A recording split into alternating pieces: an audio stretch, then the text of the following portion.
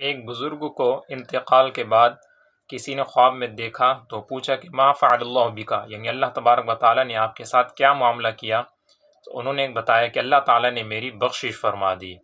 تو خواب دیکھنے والے نے پوچھا کہ آخر بخشش کا سبب کیا بنا؟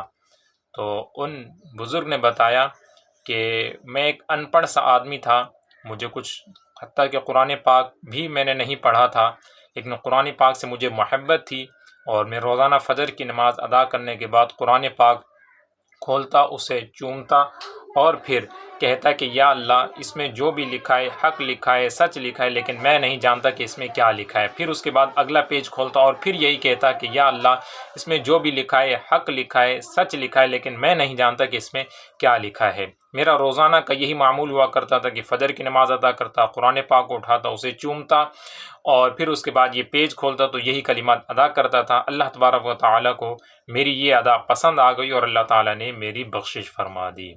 تو پیارے محترم اسلام بھائیوں، دیکھا آپ نے کہ اللہ تبارک و تعالیٰ بڑے بے نیاز ہے۔ کون سا ہمارا عمل ہماری بخشش کا ذریعہ بن جائے، اللہ تعالیٰ کو کون سی ہماری ادا پسند آ جائے اور ہماری بخشش فرما دے۔